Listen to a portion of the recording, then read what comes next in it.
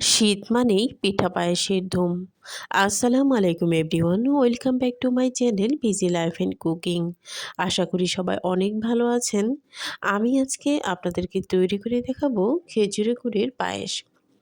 দুধে ভরপুর অসম্ভব মজাদার এই পায়েস কিন্তু খেতে অসাধারণ। তো চলুন আমি এই রেসিপিটি কীভাবে তৈরি করেছি দেখে আসি। এখানে আমি 1 কেজি পরিমাণ দুধ নিয়েছি, নিয়ে এবার ভালোভাবে গরম করে নিচ্ছি।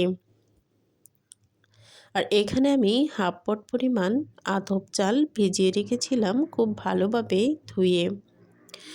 এবার আমি এখানে নিয়েছি দারুচিনি, এলাচ এবং তেজপাতা। তো এবার দেখুন আমার দুধটা জাল হয়ে অনেকটা কমে এসেছে। এবার আমি এখানে এলাচ, দারচিনি এবং তেজপাতাটা দিয়ে দিয়েছি। তো এবার এই সবগুলো উপকরণ দিয়ে একবার খুব ভালোভাবে কিছুটা জাল করে নিব। তো যখন জাল হয়ে আসবে, কিছুটা ঘন হয়ে আসবে, তখন আমি যে আতপ চালটা ভিজিয়ে রেখেছিলাম ওই আতপ চালটা আমি এখানে দিয়ে দিয়েছি। এবার আমি চালগুলো সিদ্ধ করে নিব। তো দেখুন চাল কিন্তু অনেকটাই সিদ্ধ হয়ে এসেছে এবং দুধটাও অনেকটা ঘন হয়ে এসেছে। এবার আমি এখানে দিয়ে দিব খেজুরের গুড়।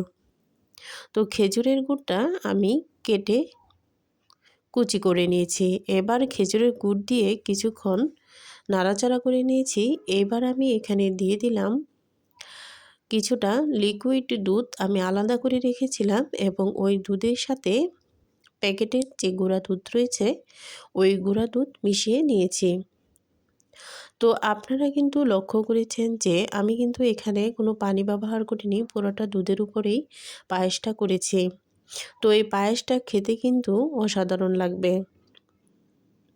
তো আমার ভিডিও যদি আপনাদের কাছে ভালো লাগে অবশ্যই কমেন্টে জানাবেন, লাইক করবেন এবং সাবস্ক্রাইব করতে ভুলবেন না। আর ভালো লাগলে অবশ্যই শেয়ার করবেন এবং বেল বাটনে একটি ক্লিক করে দিবেন। তো দেখুন আমার পায়েসটা কিন্তু তৈরি হয়ে গিয়েছে। আর এই পায়েস তৈরি করতে কিন্তু অনেক সহজ, ঝটপট খুব সহজেই কিন্তু তৈরি করা যায়।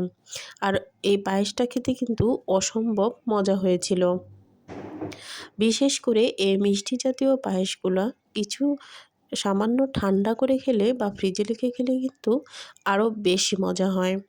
তো আপনাদের কাছে কার কেমন লেগেছে কমেন্টে জানাবেন এবং মিষ্টি ঠান্ডা না গরম খেতে ভালো লাগে তাও কিন্তু আমার কমেন্টে এসে জানিয়ে যাবেন।